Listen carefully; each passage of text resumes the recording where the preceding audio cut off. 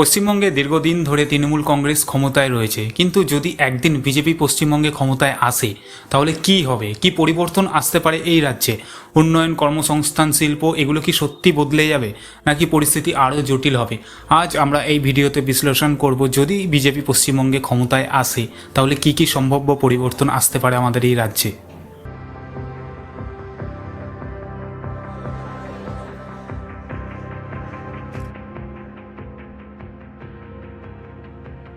একটা বড় প্রশ্ন হলো, পশ্চিমবঙ্গে কি বিজেপি শিল্পায়ন করতে পারবে?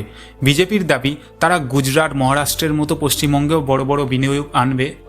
বিশেষ করে টাটাদের মতো কোম্পানি যারা বাংলায় আসতে চেয়েও পারেনি, তাদের ফিরে আসার সুযোগ তৈরি হবে। ফলে কর্মসংস্থান বাড়বে। কিন্তু তৃণমূল সরকারও শিল্প আনতে চেয়েছিল, অথচ সিঙ্গুর, নন্দীগ্রামের মতো আন্দোলন দেখা গেছে। তাহলে বিজেপিকে আদৌ শিল্পবান্ধব নীতি গ্রহণ করতে পারবে? Now, Bengal has much to offer.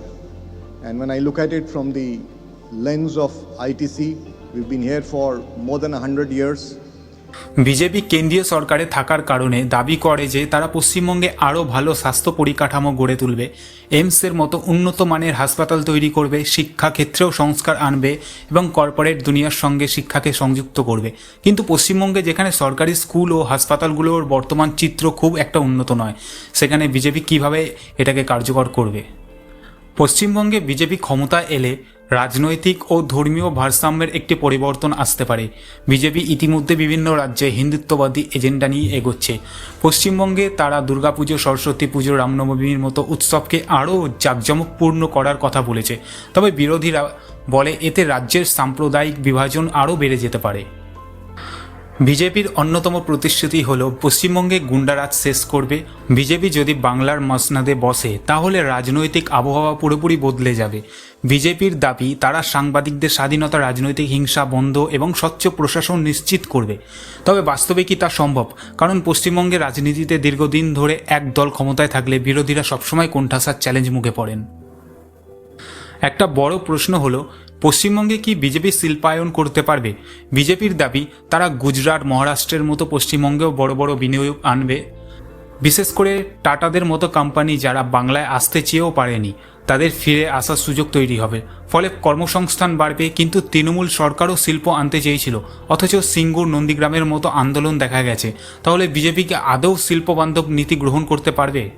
BJP কেন্দ্রীয় সরকারে থাকার কারণে দাবি করে যে তারা পশ্চিমবঙ্গে আরও ভালো স্বাস্থ্য পরিকাঠামো গড়ে তুলবে, এইমসের মতো উন্নত মানের হাসপাতাল তৈরি করবে, শিক্ষাক্ষেত্রেও সংস্কার আনবে এবং কর্পোরেট দুনিয়ার সঙ্গে শিক্ষাকে সংযুক্ত করবে।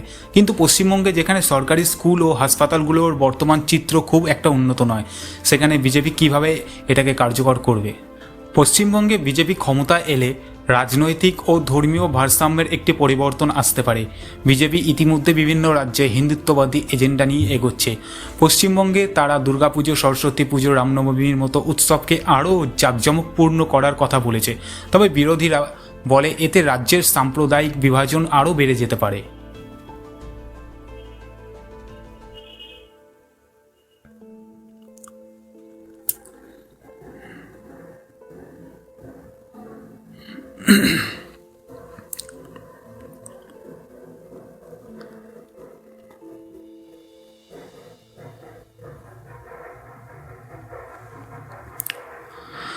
বিজেপির অন্যতম প্রতিশ্রুতি হল পশ্চিমবঙ্গে গুন্ডারাজ শেষ করবে ও আইনের শাসন প্রতিষ্ঠা করবে।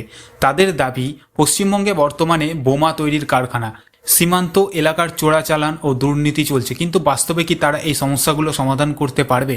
উত্তরপ্রদেশে বুলডোজারের রাজনীতি কি বাংলায়ও আসবে, নাকি পরিস্থিতি আরও জটিল হবে? সত্যি বলতে বিজেপি পশ্চিমবঙ্গে ক্ষমতায় এলে অনেক কিছু বদলাতে পারে। কিন্তু প্রশ্ন হলো, এসব পরিবর্তন কি সাধারণ মানুষের জন্য ভালো হবে, নাকি নতুন চ্যালেঞ্জ তৈরি করবে? এদিকে উন্নয়ন, কর্মসংস্থান ও নিরাপত্তা বাড়তে পারে, অন্যদিকে রাজনৈতিক পরিস্থিতি আরও জটিল হতে পারে। তাই পশ্চিমবঙ্গের মানুষেরই ঠিক করতে হবে তারা ভবিষ্যতের কেমন রাজনীতি দেখতে চায়। তোমার কি মতামত? তুমি কি মনে করো বিজেপি এলে বাংলার ভবিষ্যৎ উন্নত হবে, নাকি অন্য কোনো দিক বদলে যাবে? ভিডিওটি ভালো লাগলে লাইক করো, শেয়ার এবং চ্যানেলটি সাবস্ক্রাইব করতে ভুলবে না।